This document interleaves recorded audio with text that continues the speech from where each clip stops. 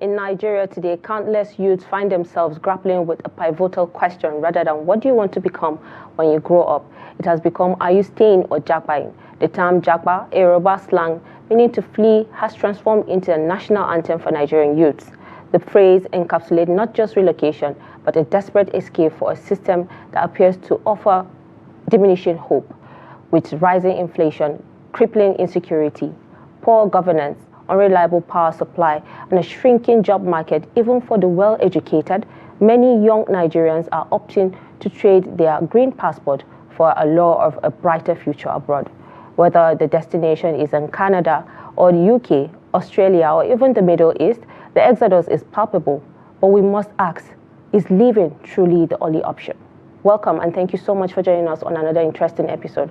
I am Fatima Ahmed Musa and this is Youth Connect. Now let's go on a quick break. I want to return, you get to meet my guests and we go into the discussion proper. Welcome back and thank you so much for joining us on Youth Connect, coming to you from our studios here in Abuja. Now joining me in the studio is Sylvester Onyinye. She's a teacher. Thank you so much, Sylvester, for joining us. Hi, good morning. And then we have Dahiru Haruna Alhassan. He is also a writer. Thank you so much for joining us. Thank you for having me. Well, we all heard what we are talking about. The question is, Japa or stay? But tell me what you think Japa is to you. Well, I think every Nigerian knows what Japa is at this point. And even though it's like came from the Yoruba, right? Slang, it's a slang there. Now it means losing my friends, because that's what it means to me. You just wake up and then someone is telling you I'm leaving and you're like, you're japaring, and then it's like, yeah. So it means a part of me leaving, and most times as my friends are leaving, I just know that, okay, that's the end for most of it. Because the friendship, the dynamics will change, and it's not something sweet, to be honest. How about you? I would put my own understanding of Japa in a more layman context. It's a search for survival, or not a betrayal, but it means of survival and seeking more financial stability. Within the country or outside the country? Outside the country, obviously. Yeah, because you didn't add outside the country, because we always tend to say, okay, greener pasture abroad and all that. But have you ever started, the process of jackbuying and then you stopped at some point?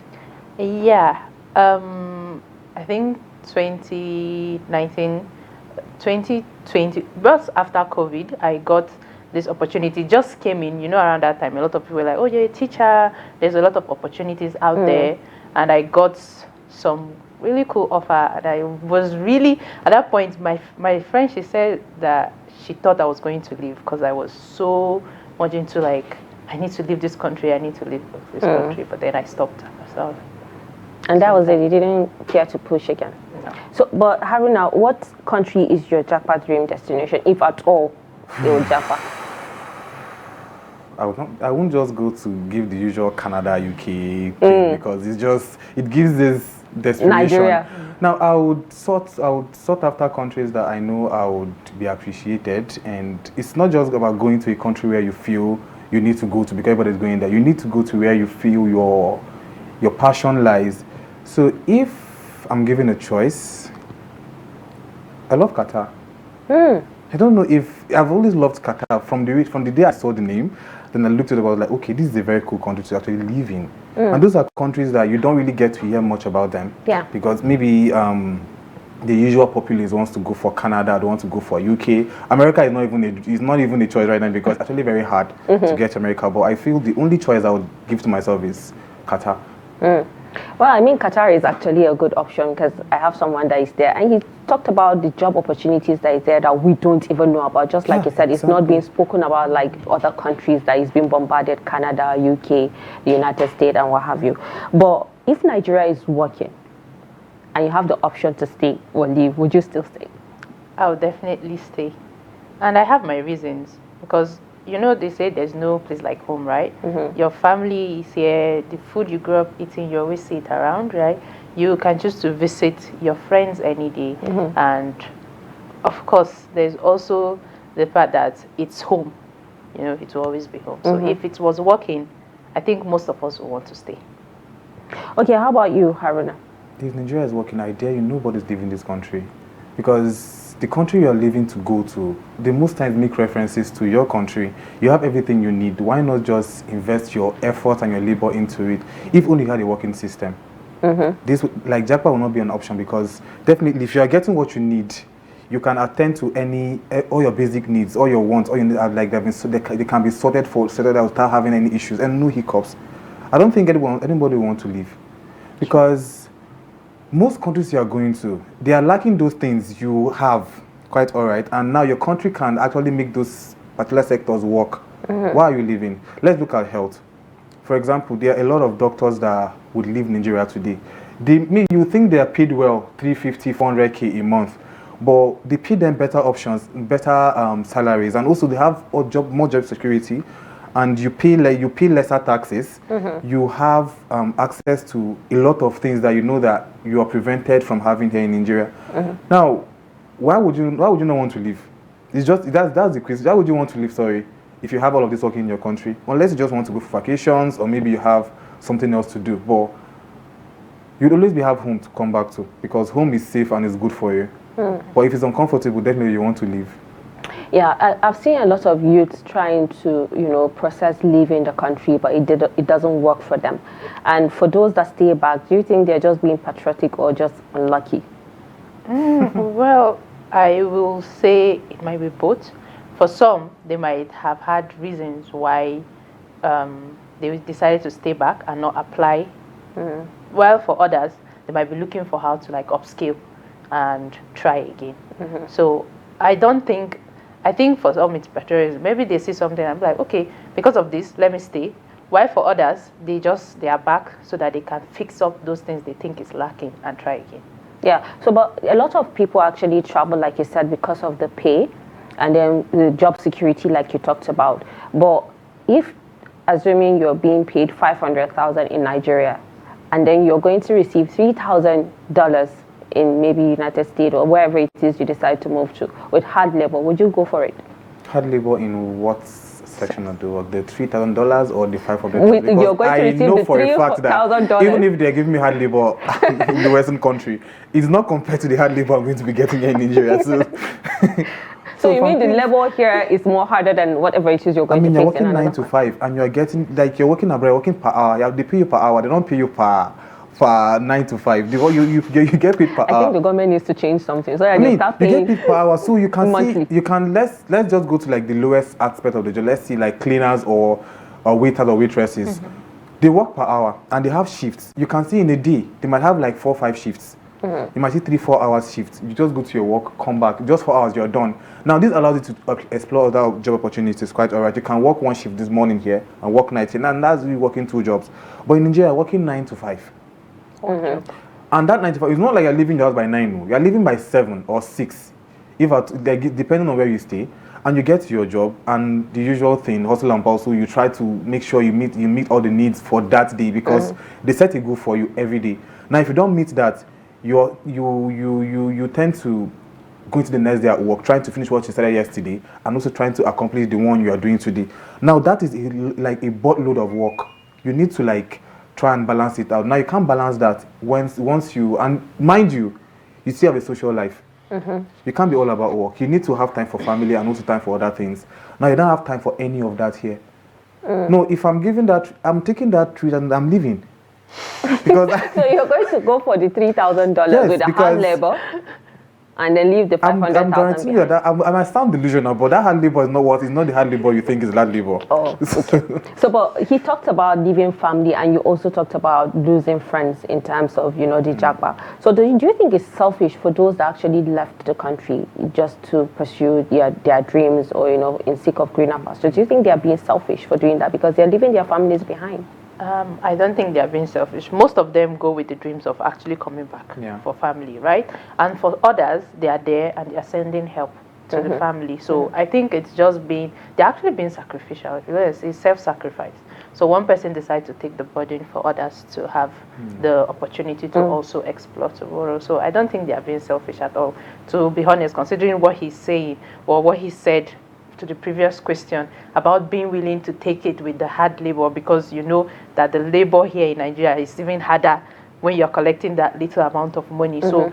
So the family will even be grateful. Most families are grateful for those ones that are willing to like sacrifice themselves. And you see a lot of families gather together, look for funds to send one person, because if one person is there and it's working, then they can bring others, and before you know, everybody will be out there. So we should look at it in the sense in that it is desperation that is pushing a lot of people out there. That it's not because they want to.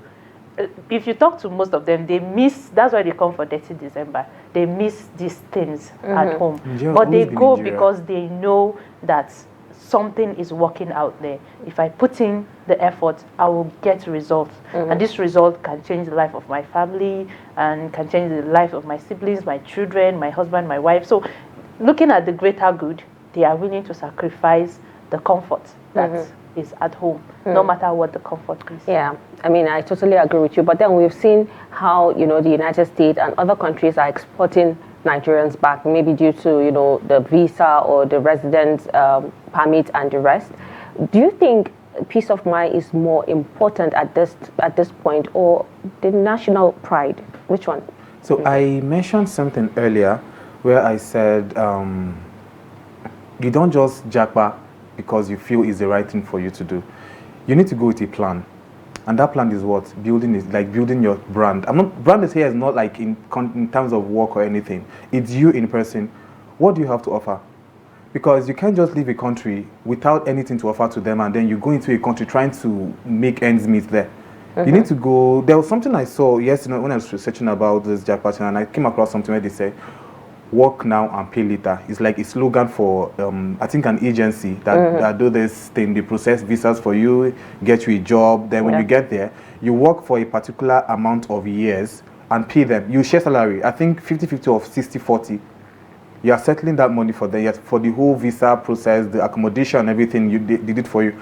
Now, you're telling me they're going to spend a couple, like not less than 3 to 4 years trying to settle all those debts. Now, what time do you have again to start working? Because, relocating is systemic, It's a system. You can't just go and expect yourself to just go into everything. There are processes for all of this. Now, those processes, they're going to cost you time. They're going to cost you money. Money which you have used to settle off something. You settle your income into the country. Now, how do you balance that with the good life you promised yourself? So most times, I feel jackpotting is not a betrayal. It's more like a rational choice, because you are going to weigh your options. Stay back. Do you want to stay back here where the economy bends your neck to the barest minimum? I have no other way to survive, or do you want to go out there? Like she said, desperation is what leads more, because I don't see how you can tell me to go and work for 4 or 5 years and share salary with you to pay off something that I know I'm going there to make life for myself. No, it doesn't make any logical sense to me. Yeah. So I think the best thing to do is make sure before going there you have a plan, a working plan, not just any plan, a working plan that can sustain you for a very long time there. So, well, Sylvester, I've also seen where people have gone out of the country, work hard, send money back home to build houses, get properties for them, cars and what have you, and they come back and they find nothing. So do you think Nigeria is ever going to be good enough for people that travel out to still come back home and see what they can do for the country? Well, I am actually always very optimistic. So I feel that the country or the system now have also changed for things like that no longer happen. We have real estate companies now. There's social media. There's internet. So it's easy to, where you are abroad, you can decide just buy what you want. You can go online, check, connect, and get your things done without involving any family member. If you don't have trustworthy family members, because me, I have trustworthy family members, so that won't happen to me. But thank God for technology, right? So it's easy now for people to arrange or put their foot down in the country, even while they are there, because a lot of them want to come back and retire here, enjoy the things that they had worked for, the labor. So technology is there, they can use it. And if they're able to fix those things, they can always come back. And I think it's good to also come back after some time. Don't just wait to come back once. It's good to travel, come see how the place is, so you can also make an informed decision. You mean once in a year, twice? I don't think the money you're getting there will like sustain once in a year and all. I don't know, but I feel they can do something like maybe 5 years, like and come back, see what it's like. That will also help you make an informed decision. Okay, is this better than where I am? Should I stay back? Should I come back? So, well, let's go on a quick break. And when we return, we'll continue this discussion. Don't go anywhere.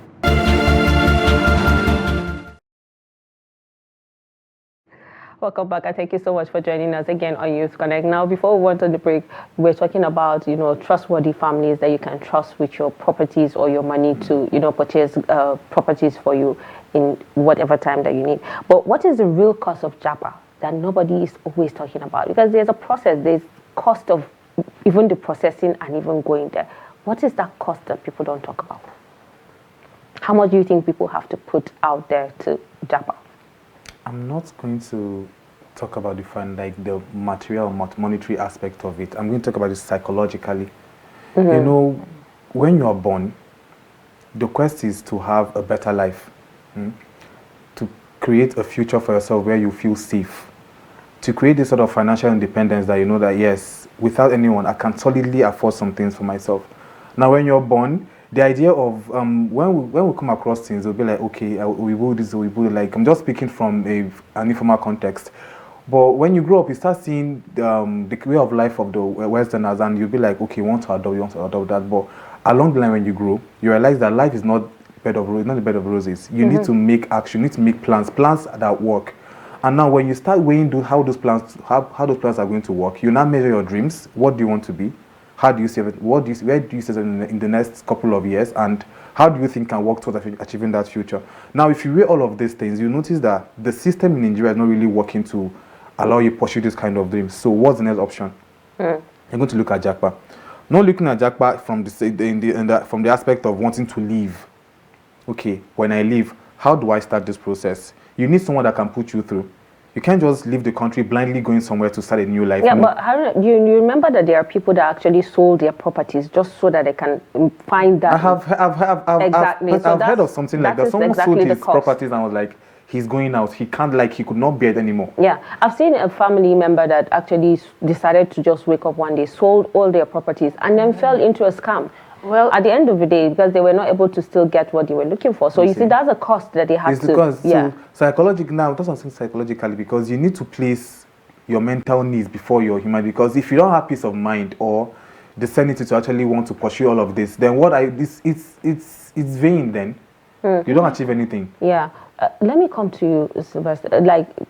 How do you think this Japa affects relationships and even family ties? Because let's not talk about just leaving friends or leaving families, which we know that it has affected some family ties with some people. They ended up not looking back anymore. And also relationships, because I've seen where a guy will promise a girl that, let me travel out, I'll come back and marry, and then that's it, and then probably even block it. So how do you think this affects a relationship and family ties? Okay, I'm going to use myself as an example because I was not really born and raised in Abuja. I was born and raised in Plateau State, and I moved. There's a lot of people I was really close to before I came here, but over time, those ties are no longer as strong as they used to be, and it's because of cultural change, and then the life out here for me, it's way different from what it was when I was in Plateau. So I usually use that for context when I'm talking about traveling. When Haruna said that it takes a lot of time to settle, right? So the relationship are affected because there's now two different cultures involved, two different environments, different time zones, two different dynamics. So you can't expect it to still be as the same. But a lot of people make it work because it has to be on both ends. Both sides have to be intentional about making it work. Because if it's one person is going to die, and it's going to die a very natural death because there's just a lot of constraints involved. Yeah. But at the end of the day, like we said, at the end of the day, it's just the two people involved and what they want to do. But if there's movement, there's going to be constraint. But if they want it to work, I'm sure it will work out. Yeah. So, but Haruna, how do we convince youth that somehow they don't have to travel out of the country to make it if they have a vision? So do you think it's really important to have a vision, whether within Nigeria or even outside the country, if at all they have to leave? Okay. The question is, without vision and dreams, what are you as a human? I mean, you are thriving to have a better life. So definitely you are made up of visions, made up of dreams. So now, thanks to the world for making, like, globally, there is digitization everywhere now. Everything is digital and everything is remote. There are people that work hybrid now. There are some skills that you don't even need to learn in school. You can learn them from the comfort of your mobile phones. You can learn things. There are things like content writing. There are things like graphic design, UI, UX, like all these soft skills. Now, these are skills that are in very high demand in these Western countries. Now, I've heard of people who have gotten contracts to work with companies abroad that pay them in thousands. Like, when I'm saying like a project, just one project, you can make millions. And those projects, you can make that money, you can make somebody's salary per annum in just one project. Now, these are things that you don't even need to go outside the country now. With your own skill, dedication, and time, if you can learn all of this and become an expert on all of this, there's no need for you to travel out. Because the money you're going to get from the jobs you're doing, you can use it to invest in things. Because I know there are businesses in Nigeria that you can invest in that can move well for you. You don't really need to do what everybody's doing. I hope it's not going to be like CBEX kind of, you know. No. I'm talking about real investing. There are companies that sell shares. You think these are very things you can't even afford. Well, you can see with little amount, even 500k, you can even see a company where you can buy shares from. And these are shares that, as time goes on, the economy is what moves the country.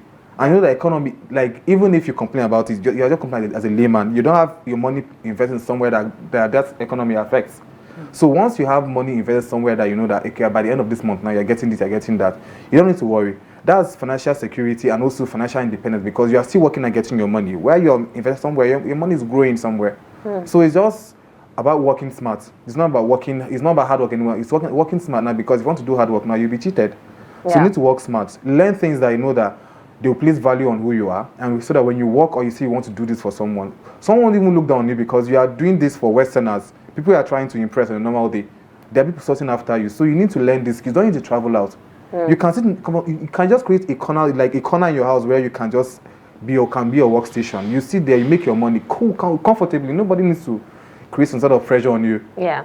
So, but Sylvester, this question is going to go to the both of you. Are you both in Nigeria because you have hope or because you have no choice?